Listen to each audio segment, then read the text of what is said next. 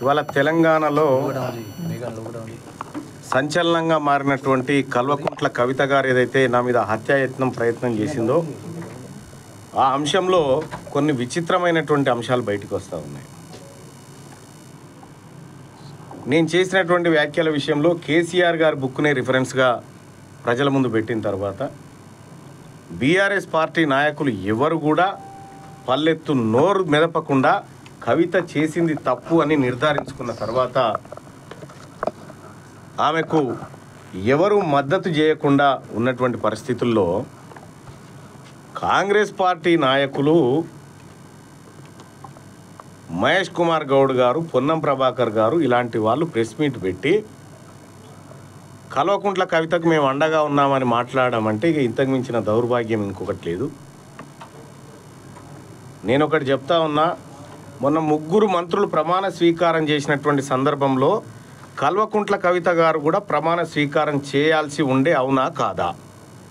కాంగ్రెస్ పార్టీలో కల్వకుంట్ల కవిత గారు జైన్ కావడానికి రంగం సిద్ధమైండే. ఇప్పటికి కూడా ఆమె కాంగ్రెస్ పార్టీ అనధికారిక అనుబంధ సభ్యురాలుగా కొనసాగుతూ ఉంది. ఇది స్పష్టమవుతూ ఉంది. లేకుంటే 42% రిజర్వేషన్ ఆర్డినెన్స్ వ్యవహారం ఏదైతే ఉందో అది తేలక ముందుకే, అది పట్టాలెక్కక ముందుకే ఈమె సంబరాల కార్యక్రమాలు చేసుకోవడము, అటు ప్రభుత్వం ఈమెకు మద్దతుగా నిలబడము, ఇవన్నీ చూస్తూ ఉంటే కల్వకుంట్ల కవిత గారు కాంగ్రెస్ పార్టీతో మిలాఖాత్ అయిన విషయం స్పష్టంగా అర్థమవుతూ ఉంది. ఇదే ముఖ్యమంత్రి గారు మరి బిల్లు పాస్ చేసినాం, 9th షెడ్యూల్లో పెట్టాలని చెప్పి డిమాండ్ చేసినాం కదా, ఇప్పటి వరకు ప్రధానమంత్రిని ఎందుకు కలవలేదు? ఎందుకు ఈ 42% రిజర్వేషన్ మీద ఎందుకు మాట్లాడలేదు? ఎందుకు 9th షెడ్యూల్లో పెట్టమని అఖిల పక్షాన్ని తీసుకుపోలేదు? ఇదంతా ఒక డ్రామాలా కనిపిస్తూ ఉంది. అంటే ఈ 42% రిజర్వేషన్ అంశాన్ని పక్కదారి పట్టించడం కోసం ప్రభుత్వంలో ఉన్నటువంటి కొందరు కల్వకుంట్ల కవిత ఇద్దరు కలిసి ఈ కార్యక్రమాన్ని చేసినట్టుగా మాకు సమాచారం అందుతూ ఉంది. ఎందుకంటే నిన్నటి నుంచి వ్యవహారం చూస్తూ ఉన్నాం. మా కార్యాలయం మీద దాడి జరిపి మా మీదనే హత్యాయత్నం కేసులు పెట్టిన పరిస్థితులు చూస్తూ ఉంటే వాళ్ళ చిత్తశుద్ధి ఏందో మాకు అర్థమవుతూ ఉంది.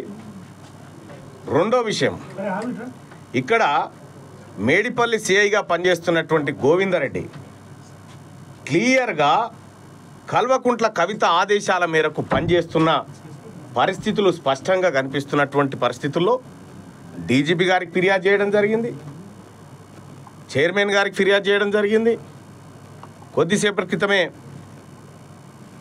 బీసీ కమిషన్ కూడా స్పందించి సిపి సుధీర్ బాబు గారికి లేఖ పంపించడం జరిగింది, వెంటనే బాధ్యుల మీద చర్యలు తీసుకోమని.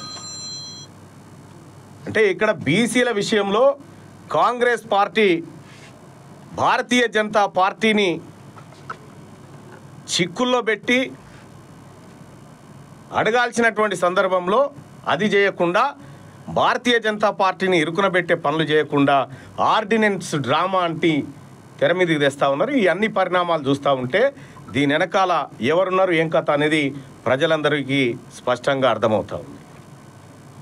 ఇక్కడ ఒకటి చెప్పదలుచుకున్నాం, మీరు ఎన్ని కుట్రలు కుతంత్రాలు, ఎన్ని చీకటి ఒప్పందాలు చేసుకొని మీరు ఈ దాడులు, ఈ హత్యాయత్నాలు చేసినా బీసీ ఉద్యమం ఆగదు. ఇక్కడ ఉన్నటువంటి మేడిపల్లి సిఐని అతని ఆధ్వర్యంలోనే ఈ దాడులు జరుగుతూ ఉన్నాయి. అతని పైన ఖచ్చితంగా చర్యలు తీసుకోవాల్సిందే, అతనిపైన ఎంక్వైరీ చేయాల్సిందే. చేసే వరకు మేము నిద్రపోం, అవసరమైతే కోర్టులను కూడా ఆశ్రయిస్తాం. Thank you.